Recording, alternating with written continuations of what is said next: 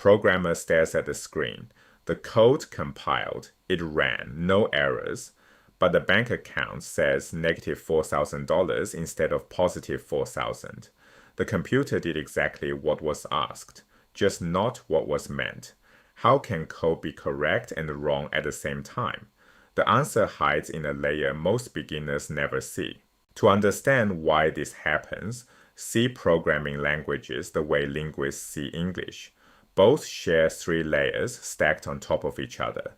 The bottom layer, primitives, the raw building blocks. The middle layer, syntax, the rules for arranging those blocks. The top layer, semantics, the meaning that arrangement produces. English has them, Python has them. Master these three layers and you'll understand where every bug actually lives. Start with primitives. In English, these are letters and words. In Python, they are numbers, strings of text, and operators like plus, times, divide, equals, and greater than. Primitives carry no meaning by themselves. The word cat alone does nothing. The number 5 alone does nothing. They become powerful only when you combine them. That's where syntax enters. Syntax is the rule for valid arrangements. In English, cat, dog, boy violates noun, verb, noun structure. It's broken. The cat chased the dog follows the rule. It works. Python does the same thing. Writing the string high next to the number 5 with nothing between them is invalid. But the string high multiplied by 5 is perfectly valid. Python runs it and prints high, high, high, high, high. 5 copies of high glued together. Syntax approved. Now the third layer, static semantics. Even when the arrangement is grammatical, it might be meaningless. In English, I am hungry follows the noun-verb-adjective pattern. The grammar checks out. But the meaning is broken. I goes with am, not are. Python does the same. The expression the string high plus the number 5 looks fine. Object operator, object. Syntax check passes, but Python refuses to run it. You can't add a string to a number. That's a static semantic error. Here's where English and Python part ways. Take the sentence. The chicken is ready to eat. Two completely different meanings. Maybe the chicken is hungry and reaching for its food bowl. Maybe the chicken is roasted on a plate, ready to be eaten. English shrugs. Both readings are valid. Context decides. Ambiguity is a feature of natural language. We use it for poetry, for jokes, for diplomacy. Programming languages cannot afford that luxury. A Python program has exactly one meaning.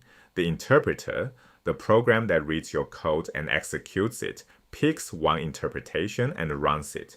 No debate, no context, no benefit of the doubt. This sounds like a strength. It's actually a trap. If your intended meaning differs from the program's actual meaning, the computer obeys the code, not your intent. That gap between what you said and what you meant is a semantic error.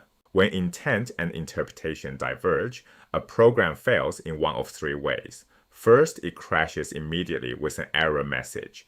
Annoying but easy. The interpreter points at the broken line. Second, it runs forever, stuck in an infinite loop. Frustrating, but you notice. Third, and most dangerous, the program terminates cleanly and returns a wrong answer. No crash, no warning, no red underline. Just a number that looks right and isn't. This is the bug that ships to production. This is the bug that turns 4,000 into negative 4,000. So why does this matter to you sitting at your keyboard? Syntax errors and static semantic errors are friendly bugs. The interpreter catches them and shows you the line. The red underline does half your work. Semantic errors are silent killers. The program runs. The output appears. The number is wrong. Nothing tells you. This is why debugging is harder than writing code. You're not looking for what's broken. You're looking for the gap between what you said and what you meant.